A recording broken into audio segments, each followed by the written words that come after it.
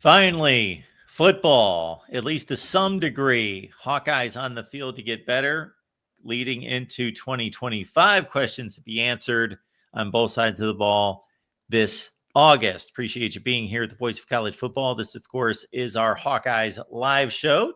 Used to be at 5:30 Eastern, 4:30 Central. We've moved it back a half hour, so lock it in for the foreseeable future at 4 Central time every Tuesday. Corey Brada, of course, right next to me from the Hawkeye of the Storm. And programming note right out of the gate, folks, and we'll remind you a little bit later as well. Don Patterson joins Corey Wednesday night, 8 Central, Wednesday at 8 Central from the Hawkeye of the Storm. Be there as those two break down the Hawkeyes. Corey, how you doing?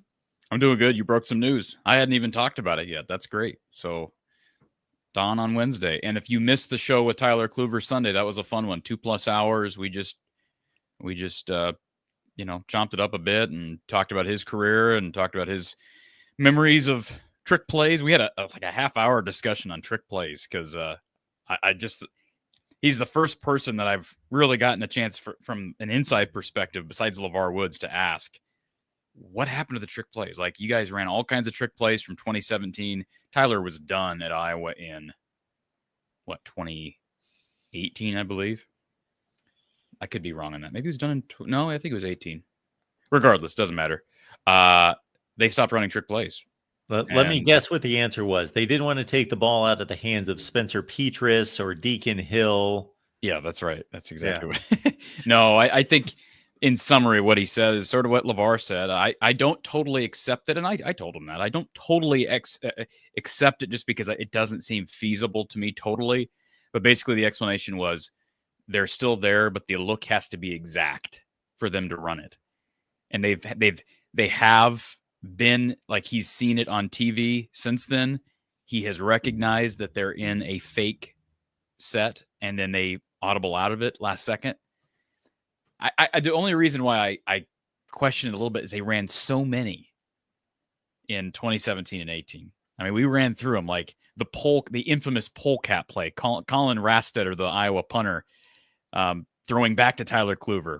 And it was a beautiful play because Tyler had to snap the ball, pause, and then go to sell the fake.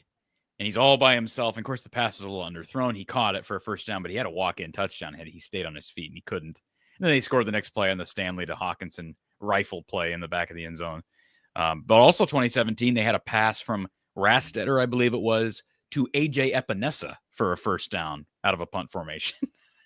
And then they had a play in 2018 where they lined up very strange it was one of the oddest situations.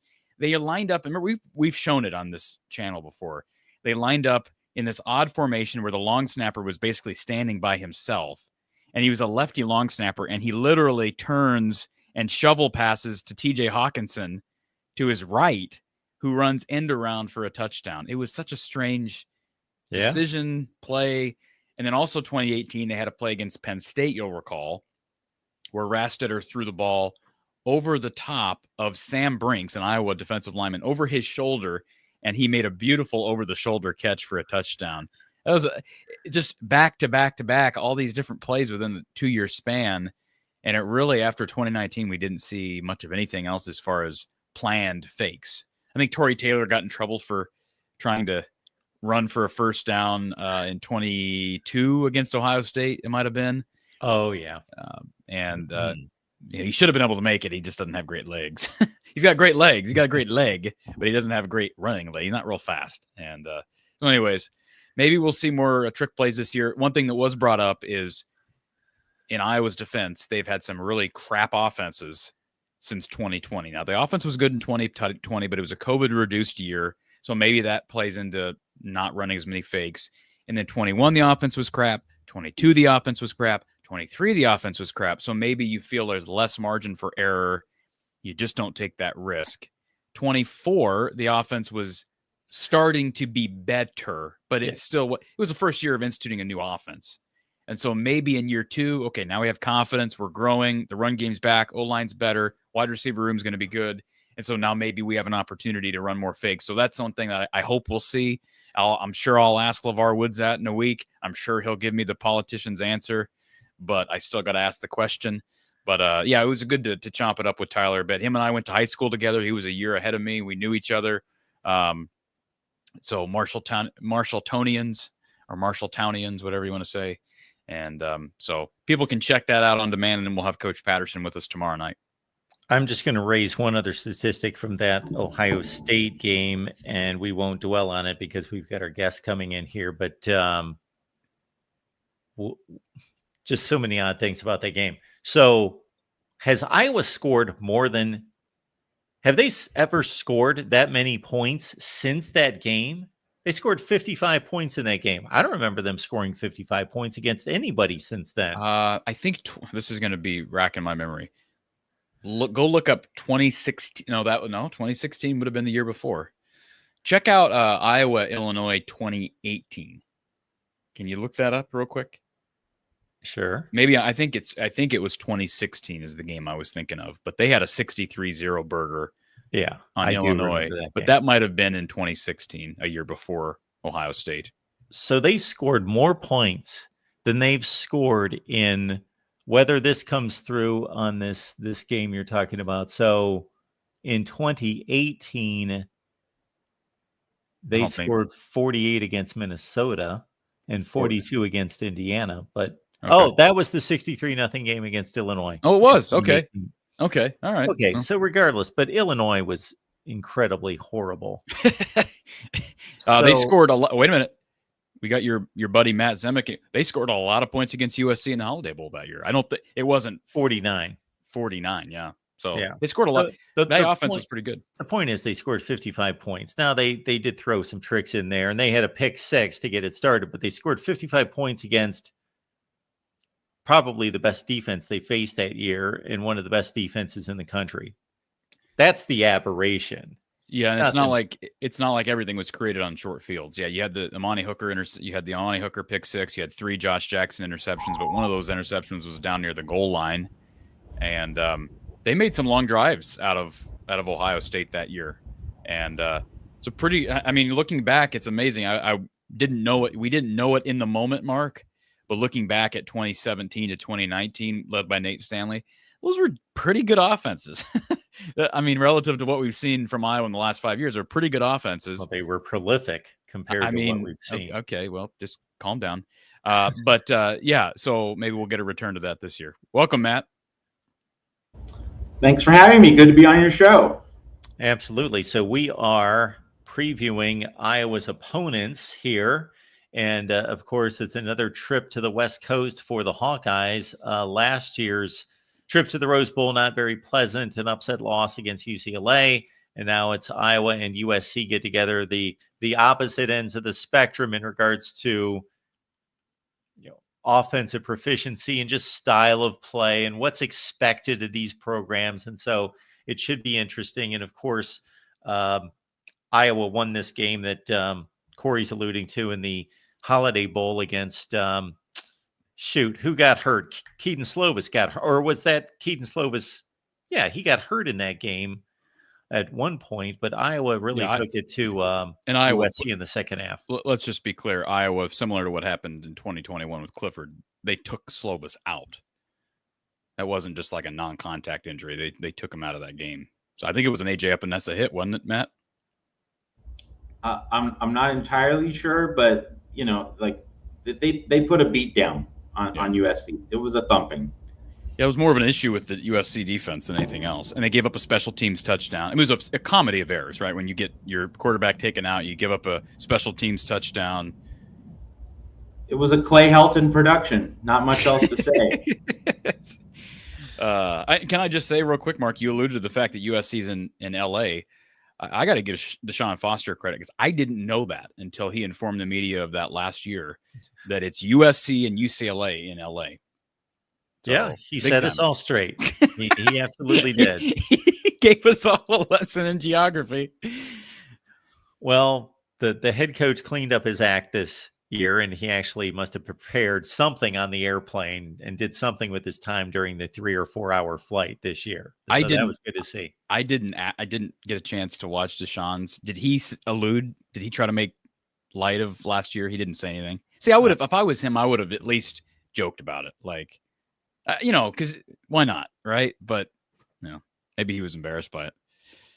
Well, Matt, we're going to focus on USC, of course, and these two get together. I'm going to pull up the schedule here. It's probably sometime in October, I believe. And so, again, it's going to be at the LA Coliseum. So this USC bunch, you mentioned it was a Clay Helton special. Well, Lincoln Riley had his version of fourth quarter meltdowns last year. This was a team that I just mentioned on the previous show when I was asked about USC, that I said I gave this team going into 2024 the highest ceiling, lowest floor combination of any team in the Big Ten, and they pulled through for me. They could beat Texas A&M and LSU and take Penn State to double overtime, but they could also trip up against a Maryland team that was otherwise 0-8 in the Big Ten. So they just had fourth quarter meltdown after another. Yeah, they led in the fourth quarter of 11 games, and they pretty much batted close to 500. Some went their way, some didn't. So, always in a game, but very inconsistent in terms of being able to close the door. And, it's like it was the just good enough to lose type of team. They were just good enough to lose close games. They weren't able to put games away. They weren't able to find those dagger drives, those final first downs. Lincoln Riley memorably eschewed 4th and 1 against Maryland late in the fourth quarter to kick a field goal. You can't get 1 yard against Maryland. And USC goes on to lose the game because the field goal got botched.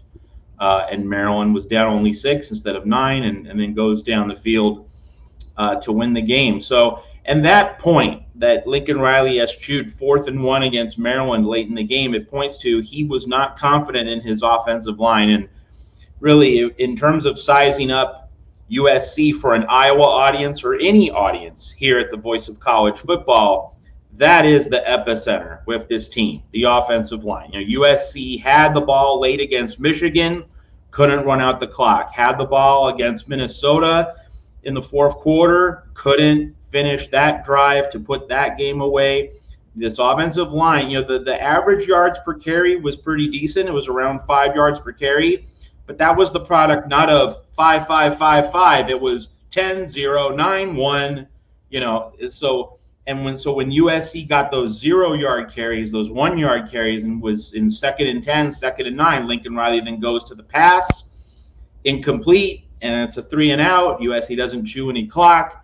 So really, the USC fan base wants Lincoln Riley to trust the running game more, but part of that is the offensive line just needs to be a lot more consistent. And of course, you might be aware that Barry Odom, the new coach at Purdue, he has USC's 2024 offensive line coach, Josh Henson, as his coordinator. And so it's Zach Hansen, promoted internally from tight end coach. He's now the offensive line coach. Zach Hansen is the most important coach on this USC staff. He has to be the skull crusher that Lincoln Riley has not found on the offensive line since he came aboard. One of the big dramas when Lincoln Riley was initially hired in November of 2021 was, would Bill Biedenbaugh join him from Oklahoma? And that did not happen. And Lincoln Riley has whiffed in terms of getting the elite offensive line coach to make USC the perfect marriage of Riley's modern day spread passing offense combined with late 1970s student body right.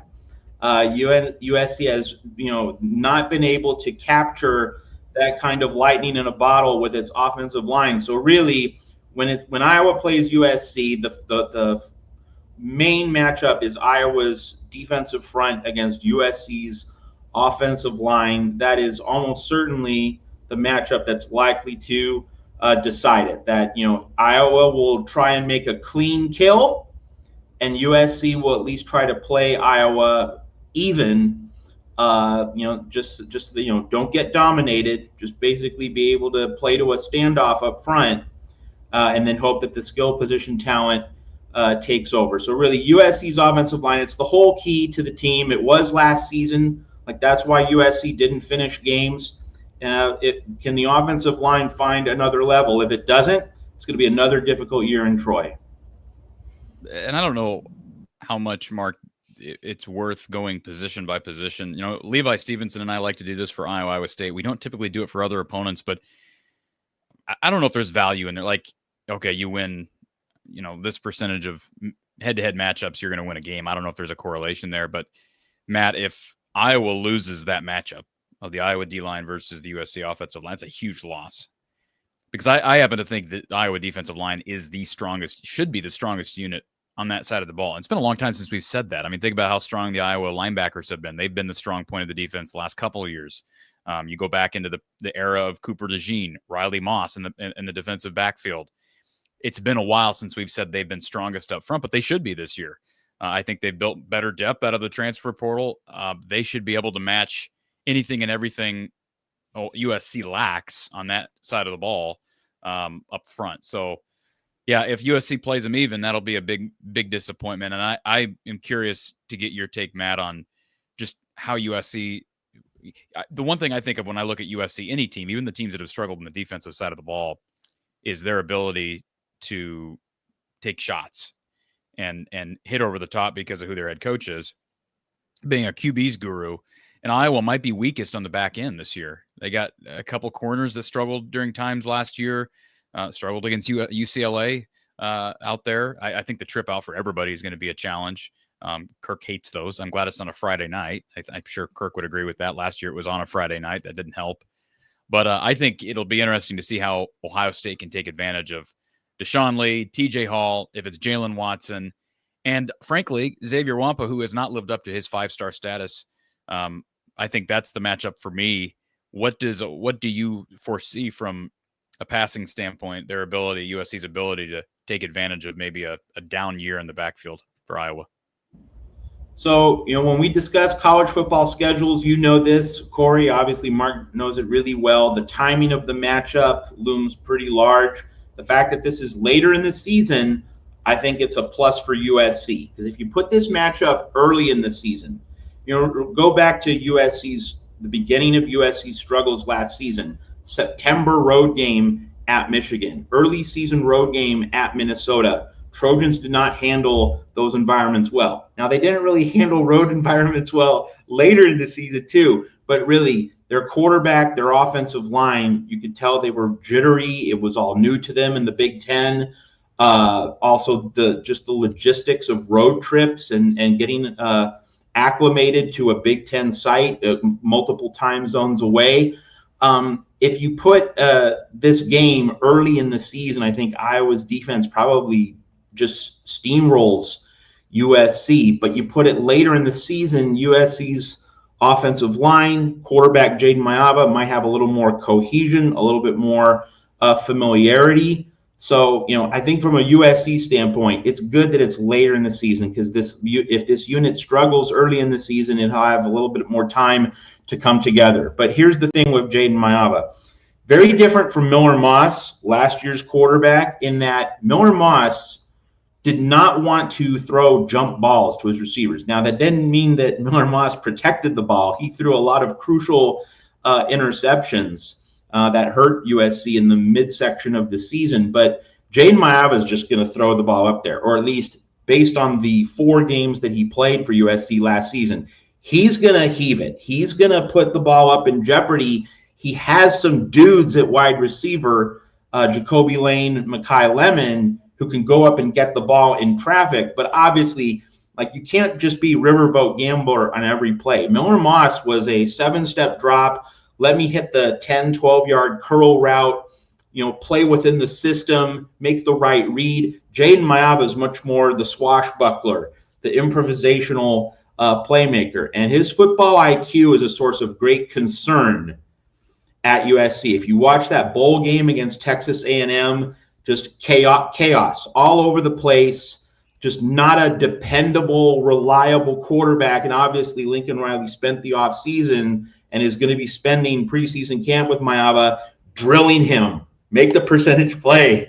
make the right read. And we don't know what to expect. We don't know if we're going to see that smarter, more restrained quarterback, but it's Maava's instinct to chuck it and trust his receiver to make a play. And so, in terms of reading the defense, I mean, Iowa's ability to scheme and disguise, so at such an elite level as we've seen for such a long time, that is certainly scary for Maava. But from a USC standpoint, thank goodness this is not a late September game, that Maava gets more weeks to study up this matchup and maybe find some football fundamentals. We don't know what's going to happen under center at USC. I think there's going to be less opportunity this year for Iowa to blitz and to I mean, here's a guy, it sounds like maybe you could take advantage of with some pressure. But I think Phil, he's not a guy who likes to bring a lot of force up front with blitz packages in general. He's not a gambler that way. He's very, very well-timed, and very deliberate when he chooses to blitz. But I don't think he's going to be real comfortable for a while, leaving those guys out on islands. So it will be interesting to see. That's my guess is just a little bit, because you know the team much better than I do, Matt. But based on what you're telling me, that's going to be a game where, similar to Washington last year, Mark, you probably remember the Iowa-Washington game, where Iowa is going to try to bend. They're going to let him, they're going to say, hey, prove that you can construct 75-yard drive after 75-yard drive. Prove that you can do it a dozen times in a row and you won't slip up. Because usually what happens, as you alluded to, Matt, against Iowa, is Iowa does this. Penn State 2021, Washington last year. This is what they're known for, and usually teams can't do it. Now, remind me of the quarterback at Washington last year, Mark. It was Will Rogers. Will Rogers. And you're talking about a guy that's thrown a zillion passes in college football. He's one of the most prolific passers in history, and a very disciplined guy under the Mike Leach system. And 2021, that was a really competitive game for a half. And then, of course, they were going up and down the field on him. I mean, yeah. but that's typically, I think the difference, what we saw last year, the difference when UCLA was such an oddball. I can't, to this day, I can't explain what happened there, other than it was a trip out west on a Friday night late. That's the only thing I can explain. I don't understand how you give up that many yards on the ground to a UCLA attack that was one of the worst rush offenses in the conference. I don't understand that. But the Michigan State game was an example of when you have a guy who's an athlete like Aiden Childs. It's harder to execute that plan. He's just multidimensional. So is this kid for USC real mobile, Matt? I'm sure he is, but how mobile is he? Yeah, Maava's a running quarterback. He'll do read option. He's going to be a figure in USC's own running game.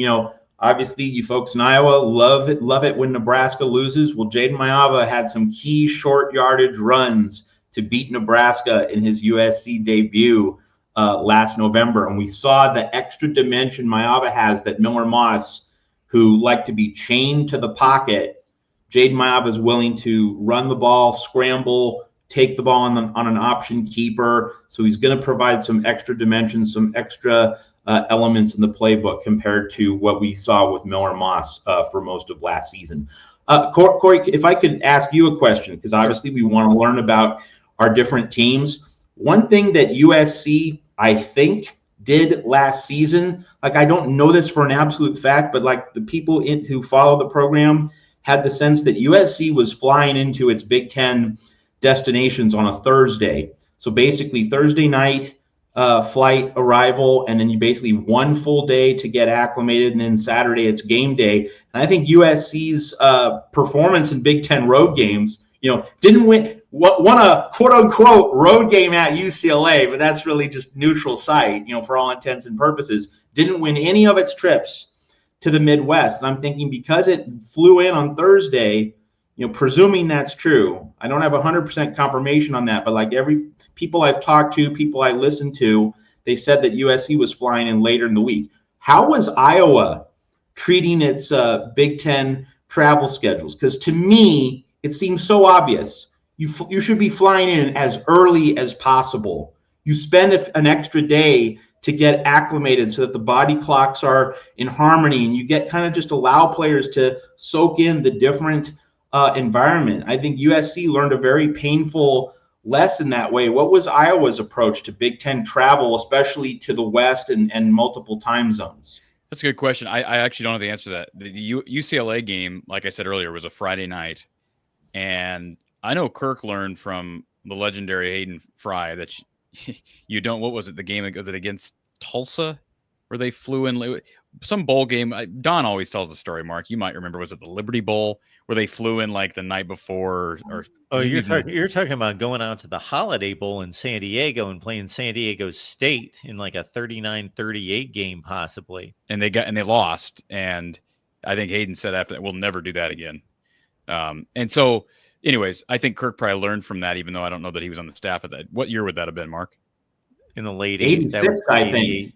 Yeah. Okay. 87. So, all right. So I'm trying to think of when Kirk left, but regardless, my point is, I don't know for sure. What I can tell you though is there's got to be some level of commitment to what you just said. I don't like, there is school, like these kids have to go to school. You can't just like leave and be gone all week.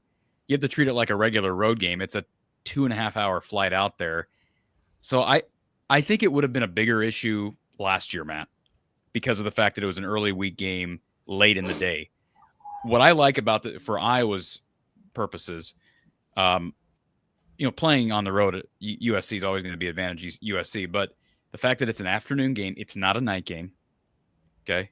That's big, right? Like nobody wants to play. If you're Iowa, you don't want to play at 9:30 Iowa time.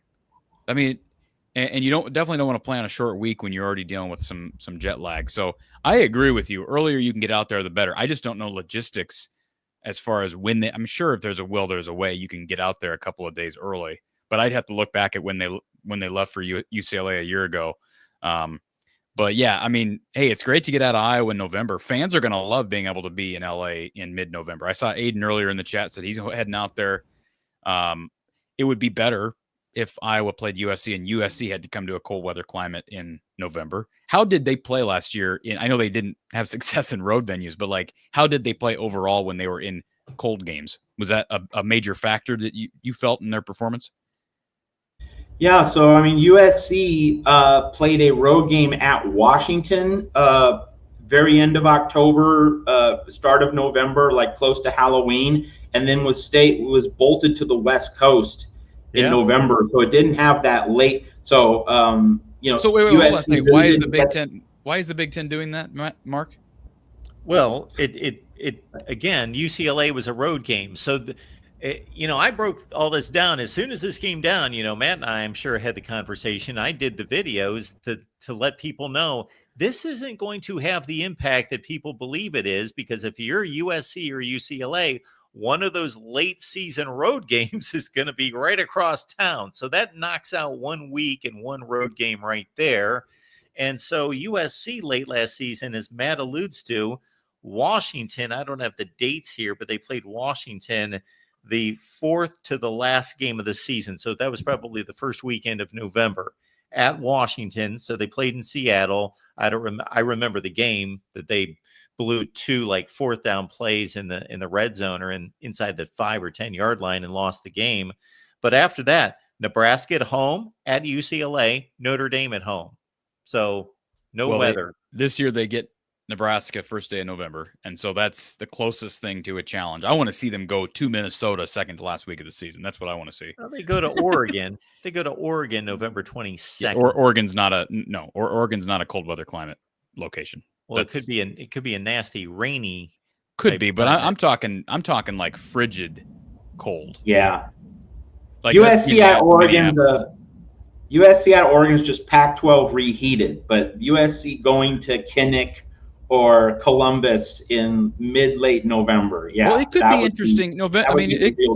It could be interesting November 1st in Lincoln. That could be interesting. Sometimes it's pretty mild at that point. Yeah. But anyways, it doesn't matter. Yeah. Iowa goes out there. So as far as weather is concerned, it's just like Iowa playing Ohio State or Michigan indoors, like at the Big Ten championship game. And I will say, from an Iowa fan's perspective, what a godsend to have this game in the middle of the day. because it will feel at least a little bit like the Rose Bowl, with that 2 o'clock kickoff in sunshine, the way nature intended. So, you're gonna be able to get that Southern California sunshine on everyone's back, unless it's cloudy, which, I wouldn't expect. Now, UCLA goes to Indiana October 25th and goes to Columbus November 15th. So that could be tricky. Yeah. Columbus mid-November could be tricky. And we all know Nico Iamaleava did not handle the cold weather very well in Columbus last year. No, or the Ohio State defense. I was going to say, I don't think anybody handled much well for Tennessee in that game. So, Matt, moving away from the quarterback conversation, now we talked D-line for Iowa as well. Special teams wise, I'm probably the only host on this channel that brings up special teams, but Iowa's always got one of the best special teams units in the country. What, Mark? You don't like talking punting and kicking and all these different things? Talk football. I had a long snapper. We had a long snapper on our channel 2 days ago, for Pete's sake. But anyways, Matt, what does USC bring back as far as that unit is concerned? Iowa brings back the best punt/kick returner in the country, maybe the best kicker in the country, and one of the best punters in the country in Reese Dakin. Well, so, we're losing Eddie Zaplichki, who is, an elite punter, easily one of the top 2 or 3 in the country. So definite downgrade at punter. And then for kicking, last year, Dennis Lynch was one of the kickers in the room. Lincoln Riley gives him a scholarship. His kicking immediately suffers. So, in terms of ratings or in terms of projections, like, it's a fool's errand to predict what a Lincoln Riley USC kicker is going to do. Like, it has not been an area of lockdown certainty and dependability. And it really points to USC better be rolling some 7s instead of 3s for this season to get where it wants to go. Kicking was very hit or miss last season. I referenced the botched, the missed field goal against Maryland after Lincoln Riley eschewed going for it on 4th and 1. So that just kind of typified USC's season, that this team, which was playing close games the whole season, basically, did not have a kicking game which consistently put the Trojans over the top. It's definitely a question mark going into 2025. And as far as USC's defense is concerned, we really haven't talked about that matchup. But obviously, well documented that Iowa was losing one of the best tailbacks in the country last year, and Caleb Johnson. They bring back a couple of good ones that I think will fill in, but are not Caleb. It's just as far as his run style, etc. And lost some up front. Again, bring back some talent, bring a couple guys into the portal. I think maybe their weakest position at this point is probably left tackle, just because there's some unknowns there. So maybe an opportunity to put some pressure on Mark Gronowski. But Kirk has talked about this. He talked about it last week at Big Ten Media Days, that this is the first time he said in a long time he feels like the receiver room is finally just about there. So I don't know what that looks like, Mark. Is that almost makes a person poop their pants, right? When they hear that, like, Iowa's got a receiver room. It's like, wow, what's the world coming into an end? But I think they do. I have an opportunity. And the last time, like I say, Iowa went out there to play USC, ironically enough, was the Holiday Bowl in 2019, and it happened to be the receiver position that was a big part of that performance. It was Amir Smith-Marset that was running up and down the field. So I'm not saying we're going to see a repeat of that with Tim Lester's offense, but I'm just curious. I think Iowa's going to provide more of a threat with speed and guys in the open field with guys other than Caleb Johnson this year. USC's defense has been laughable in the past. It was obviously better last year compared to a couple seasons ago, but what do you see on the other side of this, USC's linebacker room, defensive line, and DBs? Yeah, so, if you remember the USC-Michigan game last year in September, USC's defense was really, really good, except for allowing Michigan to bust 2 or 3 really long runs. But, like, Michigan threw for, I think it was like 30 yards, just could not pass the ball at all. And USC was just basically stacking the tackle box and daring Michigan to throw. And, just in terms of snap by snap, USC was really good. But, like, the 4 snaps where USC really lost, they really cost them, because Michigan was getting 7 points on that handful of of bad snaps. But, so USC's defense looked very good in the first month of the season. And then in that Minnesota game, well, first, Eric Gentry gets injured against Wisconsin at the very end of September. And then late in the Minnesota game, Anthony Lucas gets hurt.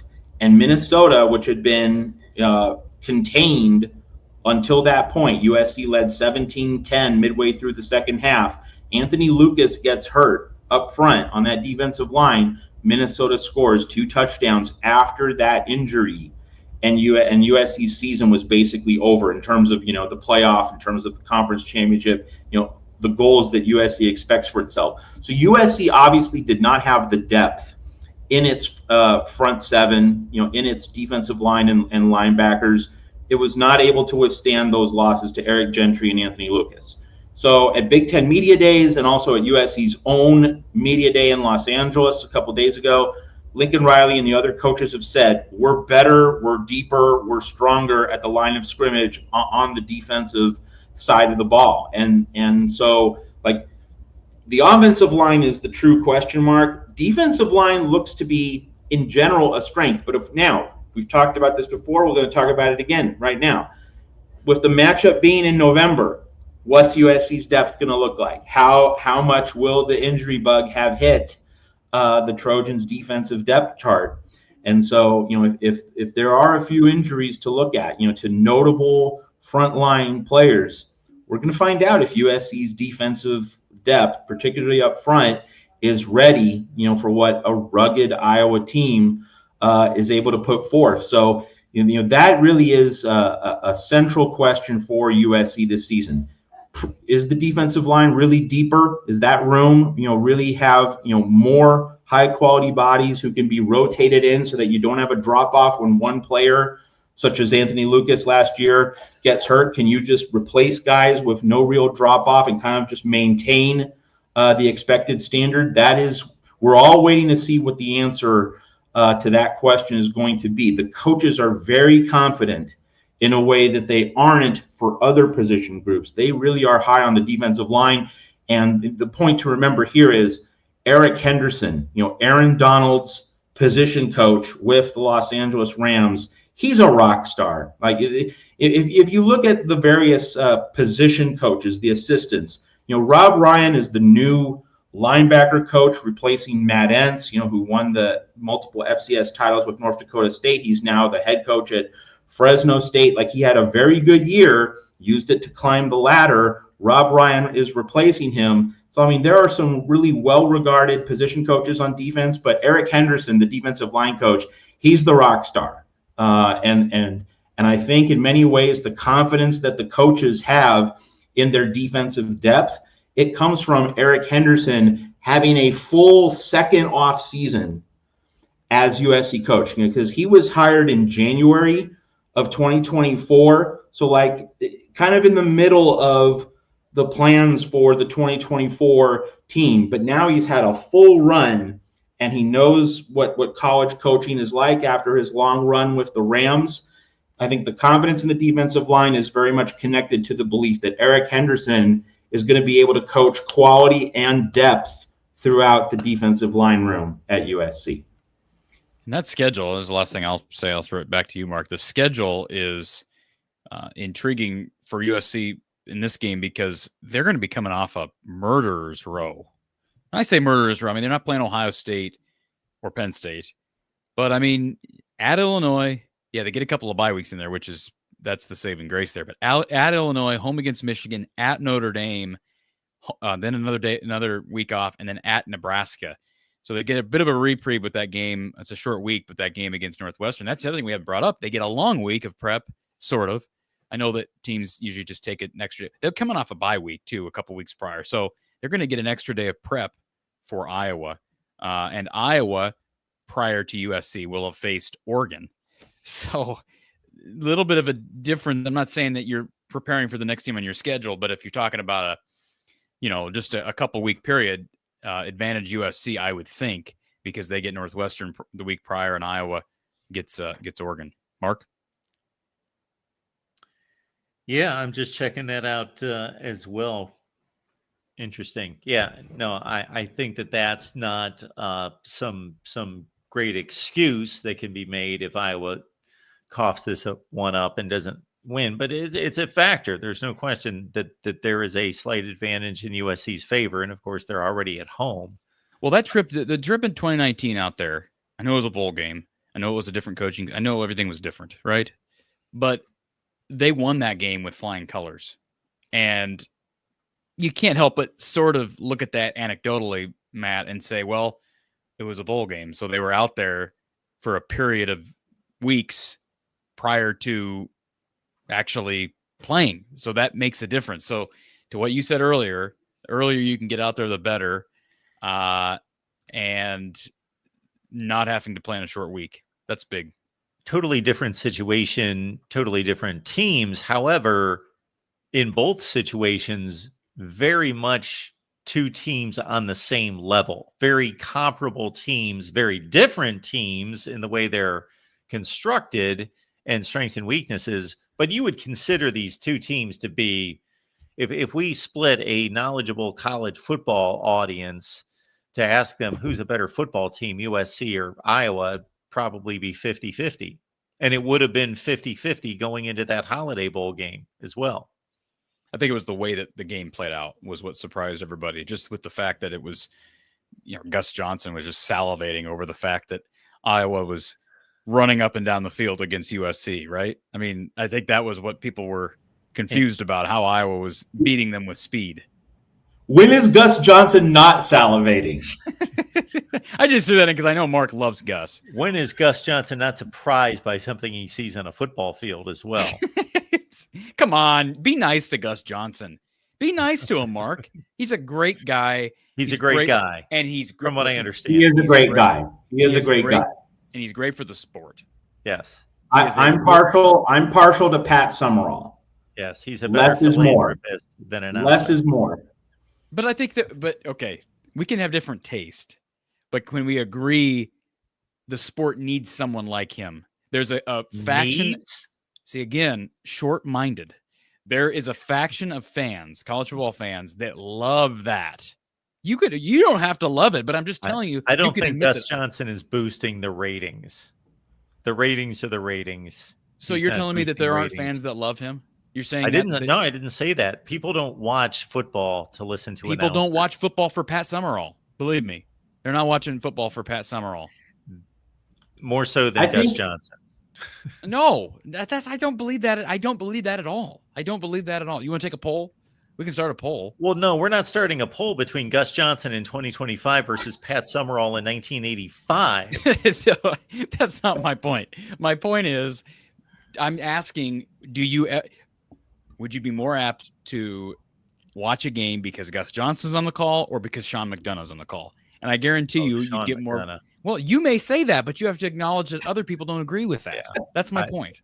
I have to acknowledge that I actually want a college football game to be called competently. Okay, he calls it competently. No, he does not. Yes, he does. Matt, yes, he does. Listen to this. I have a running joke with Corey that I text him every Saturday. The first time I hear Gus Johnson make a mistake, there's usually like 12 minutes left in the first quarter. Okay, listen, Beth Mowins or Gus Johnson? It's unbelievable. Beth Mowins or Gus Johnson? Beth Mowins or Gus Johnson? Just answer the question. That's like saying, by the way, Purdue or Wisconsin, Northwestern. Okay. What? No, it's not. Yeah, Corey. By the way, way, here's my Gus Johnson take on a deeper level.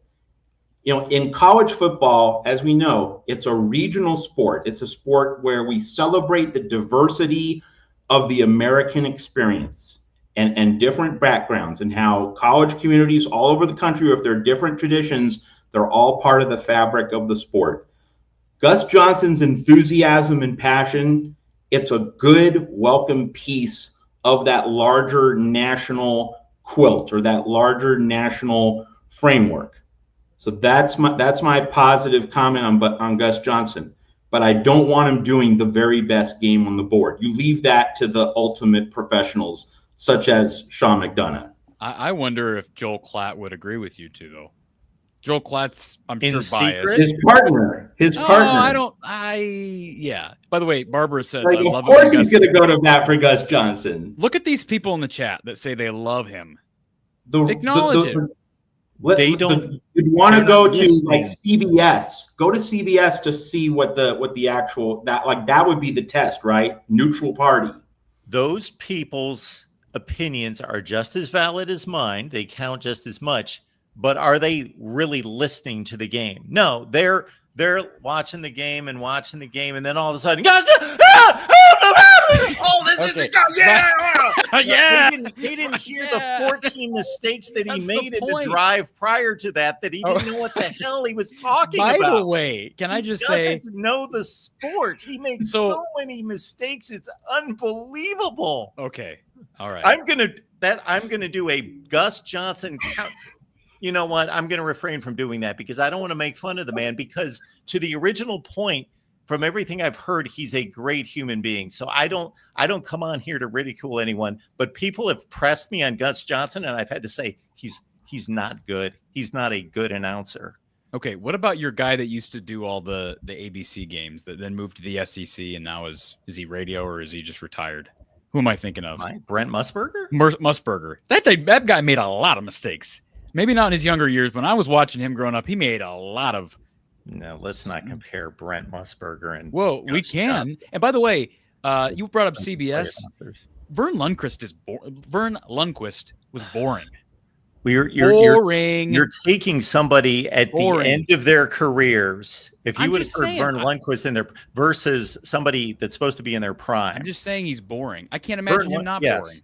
Vern Lundquist and some others have held on too long. Absolutely. But that's like saying, listen to Dick Enberg in the year 2000. Can I just say this right now? We don't want to do that because he's one of the greatest of all time. But his last few years were rough. Let me go to bat for Gus Johnson one more time. You put him, and don't you dare argue this, you put him up against Tim Brando. Holy cannoli. Now, there's somebody that Fox needs to say, we love you, but please step away. I can't take it. I cannot listen to him.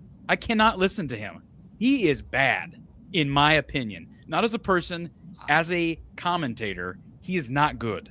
He makes a comedy of errors during his broadcast. Do you watch? You probably don't. I forgot. You don't watch Tim Brando's games because you're only watching the best games of the week, and he never gets the best games of the week. So you watch a lot of Gus Johnson. I'm just saying. Believe me, if we chronicled all the Tim Brando I've heard in my lifetime, yes, it's not good. He makes so many poor. He gets comments. He makes himself the centerpiece of the game. Correct. Way too often. Yes. Correct. He enjoys talking. He enjoys his own little quips. Yes. And I happen to think that, Mark, I'll be good to you here for a second. I do think that you are a little bit biased. I think you have a hard time not seeing it because of your age.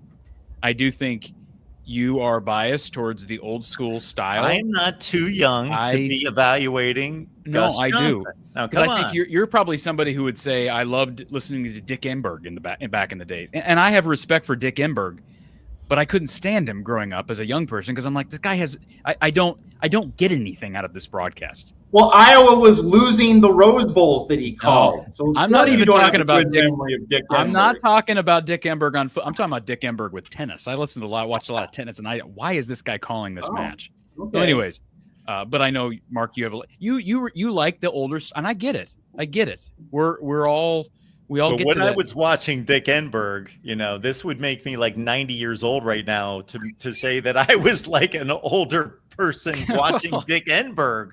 Yeah, well, I was a very young person with Dick Enberg. If you could take me back to 1980 at 10 years old, and Gus Johnson could be transported to call a Rose Bowl against Dick Enberg, I'd be like, this guy sucks. Get him out of here.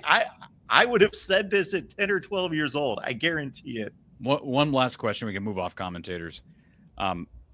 You brought up Sean McDonough. I've never really cared much for Sean McDonough. Okay. I don't like it when a grown man's voice cracks. Okay.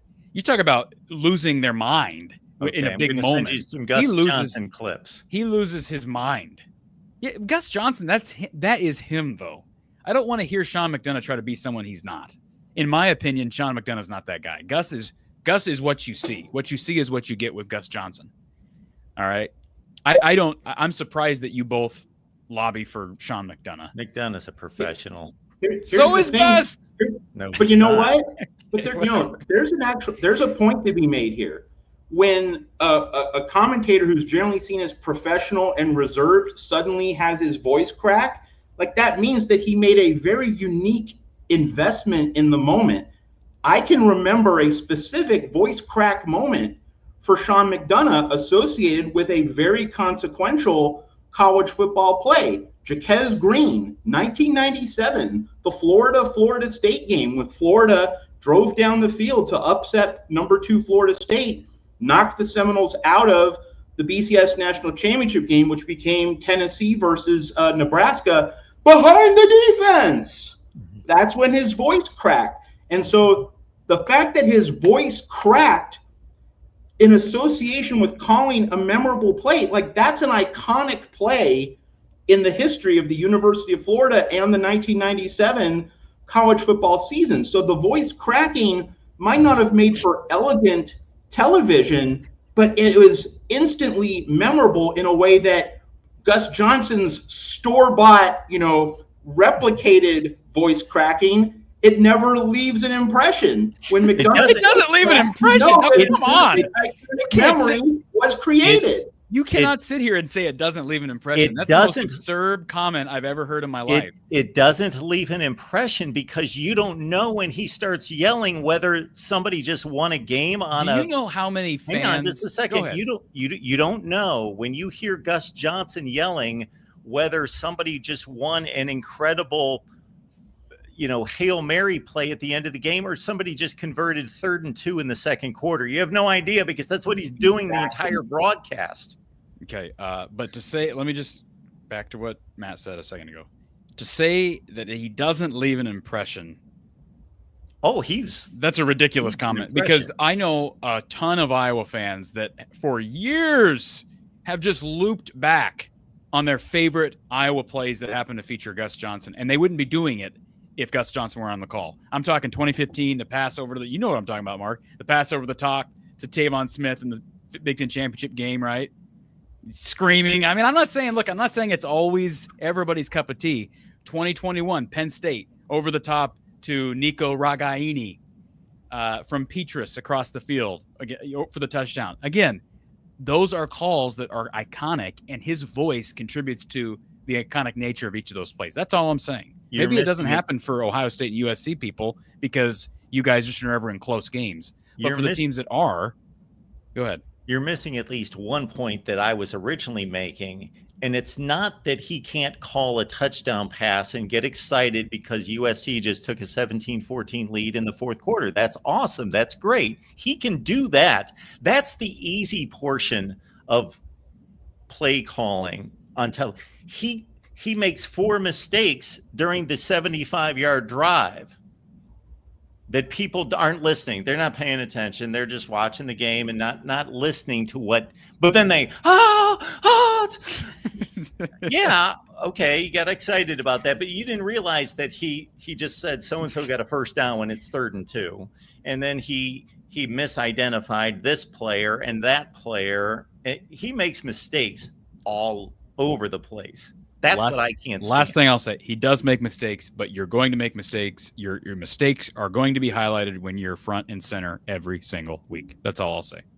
That's the reality of it. I listen to a lot of announcers, and I don't hear yes, no one's perfect. Of course, everyone makes mistakes. I make a zillion on here all the time.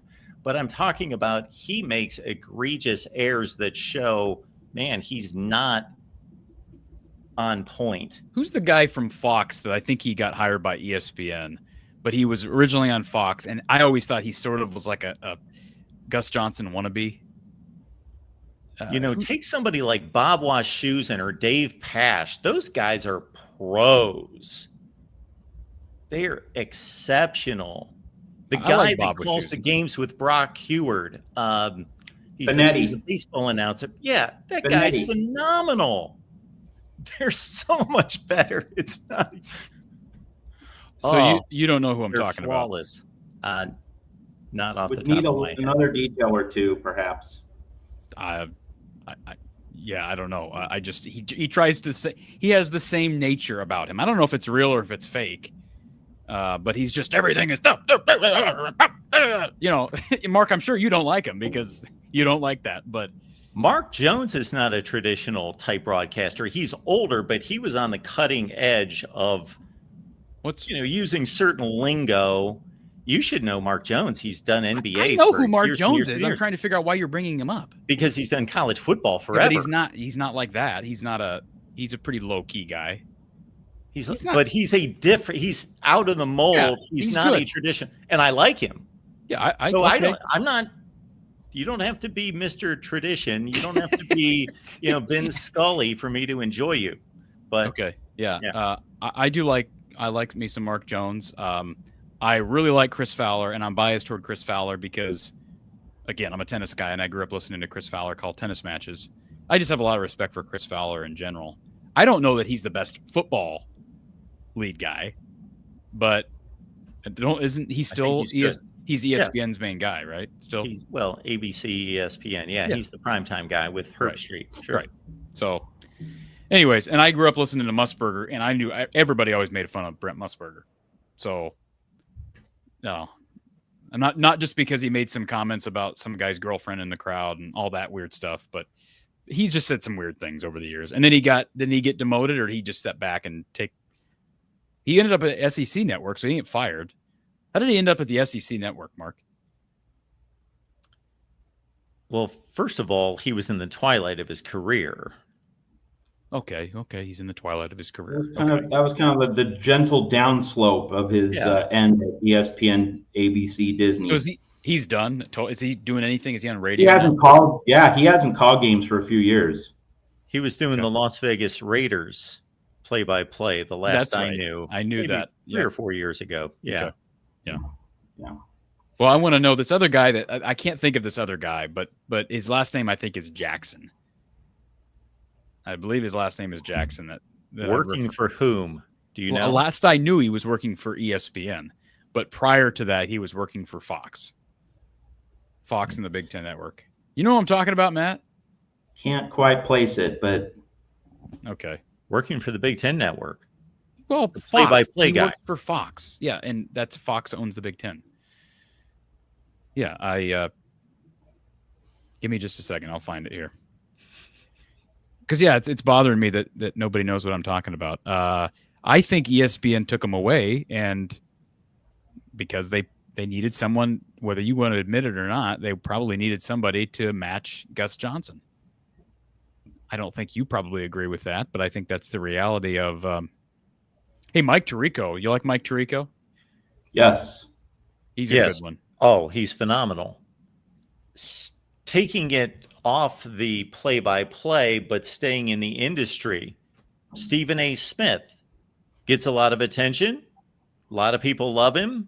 Does that mean he's really good at what he does? Well, sometimes he is, and sometimes he's horrendous because he tries to be everything to everyone and be an expert at everything. Yeah, but I think he's really good at what he does. I mean, I think he's really good at what he does. I'm not saying I always agree with him or like him, but I think he's really good at what he does. But he makes a lot of errors because he tries to comment on the World Series when he doesn't know anything about baseball or fill in the blank.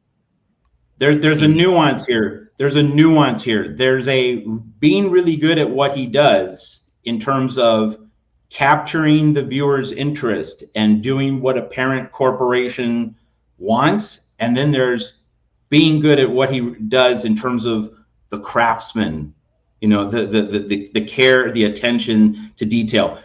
This is an Iowa show, so the baseball world is mourning the death of Ryan Sandberg. Obviously, a ton of Cub fans throughout the state of Iowa. Ryan Sandberg was the craftsman. Every little detail mattered. So I'm not even disagreeing with anything here. I'm just saying the notion of being really good at what you do, there are two very distinct avenues in which that statement it legitimately applies in both cases. I agree. But what you infer and why that statement holds can exist for two very different reasons. Can I ask you real quick, Mark, because you're a college football savant? I know we need to wrap up because you got to go over to the Big Ten show. What year was it that Adrian Martinez debuted? Was it 2018? Well, his last season was 2020. So he was like a 2017 Adrian Martinez.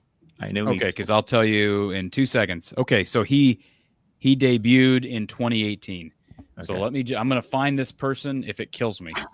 All right, 2018 game notes. Well, while you're doing that, I'll bring up one other guy because this highlights where I stand on this as well. Chris Berman.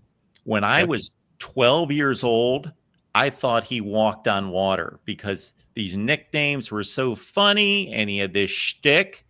By the time I was 22 and had studied sportscasting in college and then I had a different perspective on what the craft was, I thought he was, he's a shtick. He's okay. He's capable, but he's not anywhere near the industry standard. Okay, I found the name. It's not Jackson. Brian Custer. The fact that you don't know who Brian Custer is amazing to me. Well, I've heard of him, but like he does, lower run games, right? He'll do like the third or fourth game on a package on a Saturday. How do you spell his last name? Custer, just like it sounds. Oh, Custer. Yeah, so now he does anchoring for SportsCenter, but he was with Fox prior. Yeah, see here's. Yeah, I know who he is. Yeah, so if you listen to him, like go back and listen to that Nebraska game back in 2018, I just remember thinking, man, this guy wants to be Gus Johnson. Anyways, I don't know why I had to prove that to you, but now I did. So. No, it feels good to get that out of the system, right? That thing that's gnawing at your brain. Yeah. All right, Matt, thank you so much for being here. And we want to make sure that everyone knows where to find Matt and also find his work. So there it is, at Matt Zemek. It's just his name on X/Twitter, trojanswire.com. Anything in particular that you would like to highlight there, Matt? The thing I'd like to highlight is that, Hawkeyes Wire is a partner site of ours under the USA Today Gannett umbrella. I wish I got 25% of the traffic for Juju Watkins that Hawkeyes Wire gets for Caitlin Clark. The Hawkeyes Wire is just bathing in money, and the guys there deserve it. They do a great job. I know the guys there, Josh Helmer, also Riley Donald. I just wish I got a little breadcrumb. But anyway, like Caitlin Clark's awesome. Yes, and now she's taken her show to the WNBA, and they have benefited from her presence as well. Corey, great to be on your show. Thank you so much for having me, and great to be with you, Mark. Yeah, thanks. All right, we'll see you in November. Okay. Absolutely. All right, folks, we are going to take a quick shift to the main channel and do the Big Ten Live show. So we will see you in about 2 or 3 minutes.